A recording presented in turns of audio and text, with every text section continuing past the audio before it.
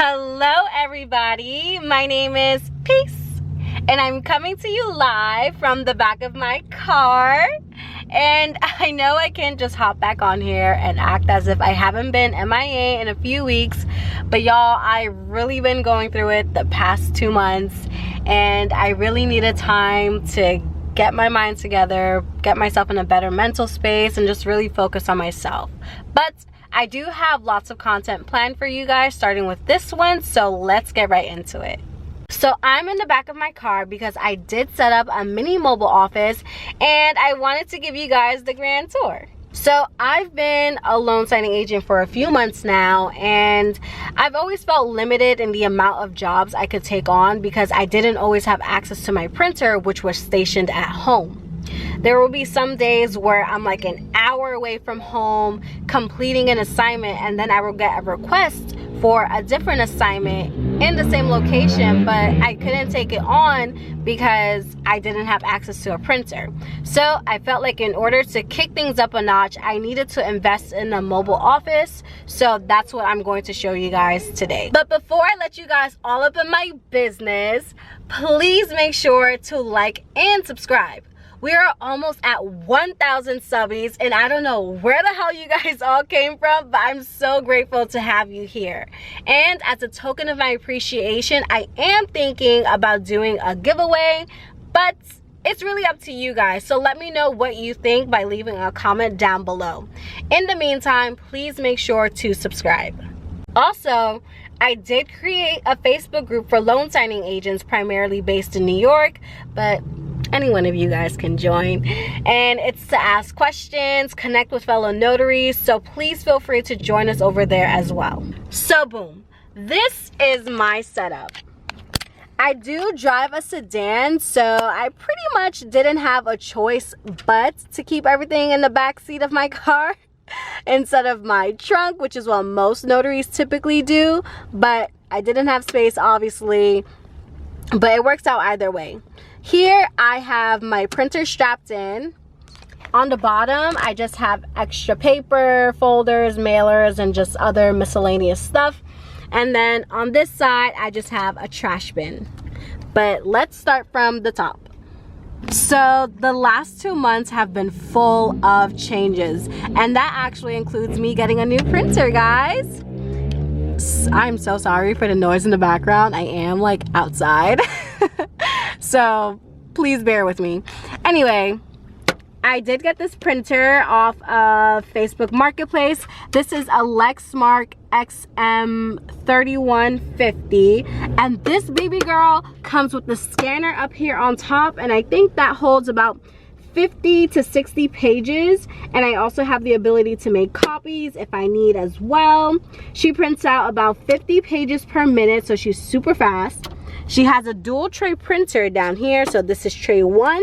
This is where I keep my letter, and then this is tray 2. Oh, well, strapped in, but this is where I keep my legal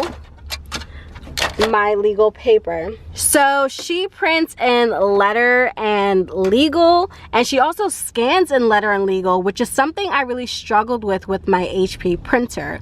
Whenever I wanted to scan with my HP printer, I would have to manually go in and separate the letter and the legal pages and make 2 separate piles and then scan them that way. But this printer actually has an auto sensor, so instead of me having to go in and separate the pages, she just detects it on her own and it's good to go. I don't have to do any separating. I love it. I'm very happy about that. You know, I actually wasn't looking to get a new printer, but something in me told me to go on Facebook Marketplace one day and just search, and I found this for $75, guys. The lady was selling it because the pages had really bad streaks on it, and whenever you print, even though the toner was new, I think it was still about like 80% full, the print quality was very, very bad. She didn't have time or the patience to figure out what was wrong with it, so she just decided to get rid of it. And me, you know, being the tech savvy queen I am, I knew the printer itself wasn't the issue. I knew that if the page quality, if the print quality was really bad, it had to be the toner. So I took a chance, I purchased the printer, and I called up Lexmark and explained the problem to them with the toner still reading, you know, 80% full, but it's like printing terribly. And they sent me a new one completely free of charge. I replaced the toner, I replaced the new toner with the old toner, and boom, this printer works perfectly fine, beautifully. I got so lucky with this printer, and I'm very happy about this purchase. So with that being said, I am selling my old printer, so if anybody wants to buy it off me, you know, hit me up in my email and we can work something out. The color cartridges they're barely touched, but the black one is fairly used a little bit, but email me and we can work out a good deal. Anyway, moving on down, I do have this slab of wood right here. Well, I purchased all these slabs of wood from Home Depot, and I just installed it here to level out the printer itself, since my back feed does dip quite a bit back here. And then I have the printer itself strapped down with Velcro, and it's connected to the seatbelt on both sides. You can't really see it, but anyway, on the other side it's also strapped down with some Velcro, and then it's also actually anchored to my back seat. Let's see if I can show you here. So it's anchored here to the seat, and that simply prevents my printer from, you know, bouncing around and moving all over the place when I'm driving, especially with the potholes here in New York. It's crazy. So this button right here is actually for the inverter, which is located in my trunk, and all I simply do is turn it on, and this enables me to power my printer, which takes up about, I think, 650 watts when it's printing. It's a very powerful printer. It takes up a lot, but my inverter is able to do the job. I will show you my setup in the trunk towards the end of the video. And then this USB cable is what I plug into my laptop whenever I'm ready to print, because as you know, when I'm on the road, I don't have access to Wi-Fi, so I have to either use the USB port or connect it to my laptop and print out whatever set of documents I'm printing for the day. So that's pretty much how I have my printer set up. If we move down here, I got this basket from Target, and this basket simply holds you know, extra reams of paper, folders where I keep my loan documents in, as well as UPS and FedEx bubble mailers that I, you know, like to store just in case, you know. I also have these loan documents here that I've completed for today. I do need to drop these off at FedEx, which is what I'm going to do after this video. But yeah, I just keep all my completed documents here and out the way. I got some extra Velcro back there. I have my battery pack. I use this to charge like my phone and my laptop as well. I also use this to charge my phone and laptop, and this simply connects to the cigarette light at the front of my car. So I just keep both of these here, and I just keep like any other miscellaneous items in there. Okay, so that's there. And then moving on to this side behind the driver's seat, I just have this trash bin. I also got this from Target, and I just felt like it was necessary for me to have a trash can because I just kept producing so much trash and it just kept getting all over my car. You know, I'm always in my car, so I'm always eating in my car. Whenever I put like the shipping label on the mailers, I always have to take off like the thing that covers the adhesive, and these kept getting all over my car. So I just decided to get this bin from Target and just keep everything in here. I also keep old documents that I need to shred in here, because obviously you can't just throw out people's documents. You have to shred them, and I don't have a shredder in here, so I just keep them in here until I'm ready to take it out and shred. But yeah, I just have this little trash bin sitting in the back of my car. But yeah, there's not much to it. Now, I know you guys are looking around at my setup and thinking, girl, I know you live in the Bronx and I know none of this can be safe. And you know what? I would have to agree with you.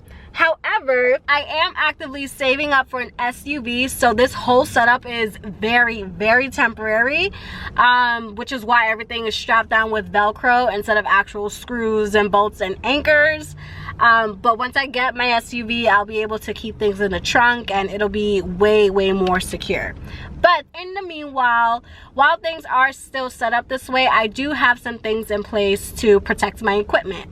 So for one, I have perforated vinyl set up along my windows on both sides. I opted not to stick them onto my window because I didn't really like the way it looked on my car, like from the outside. Didn't really like the way it looked, and you know, this whole setup is temporary, so I definitely did not want to stick it to my window, which is why I have it, you know, attached by Velcro. I do like this because it makes it very difficult for people to see inside my car. Like if you were standing on the opposite side of this window, you would have a very, very difficult time seeing into my car. However, as you can see, you can clearly see outside, which, you know, I really like because when I'm driving, I want to be able to see out my back window. So I really do like this. The only thing is, if somebody were to come up like really, really close to my window, because there are holes in the vinyl, you will be able to see into my car. So because of that, at the end of the day, when I'm completely done with my signings, I do have curtains set up here. So I just go ahead and stick the curtains on.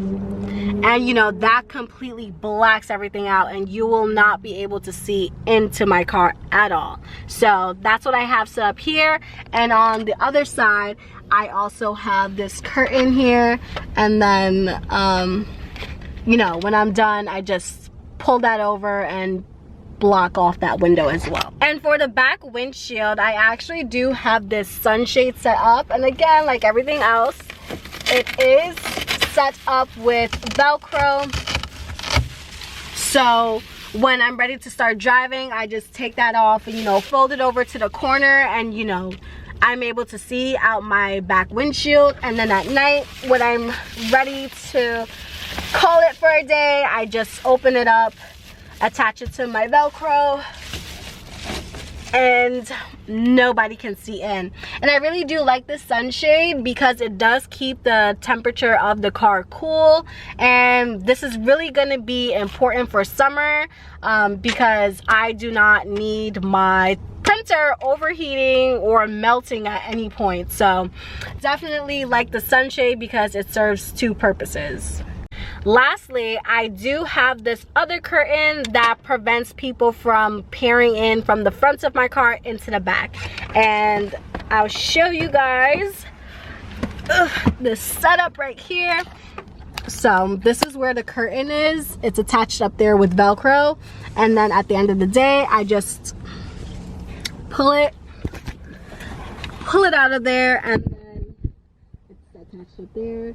And then I just attach it to the Velcro that's on this side, and everything is pretty much blocked off. So the front is blocked off, the sides are blocked off. When the curtains are up, that side is blocked off, and then the back is also blocked off as well. So you know, everything is pretty hidden from plain sight. So with everything blocked off, no one really knows I have a printer in here. But because it is so completely covered and blocked off, that might make some people curious. But because of that, I do tend to park my car in the driveway of my home instead of, you know, public streets. So my car is pretty much always out of sight unless, you know, I'm driving it to signings or what have you. But again, you know, I am getting a new car, so this whole setup is temporary and I will be taking it all down eventually. Anyway, now that we're done with the inside, I'm going to show you guys how I powered this whole setup. So here we are in my trunk, and everything here was pretty easy to set up. No professional needed. I just needed a few tools and a nice sunny afternoon.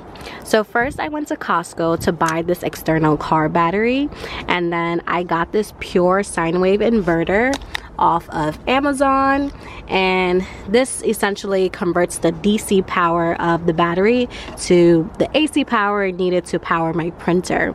I also got this fuse box just in case you always need a fuse. And then I got this battery charger as well, although I might need to switch that out for something else that's a little bit more powerful. So to break this all down, when I'm not working, I connect my battery charger to an outlet located on the side of my house.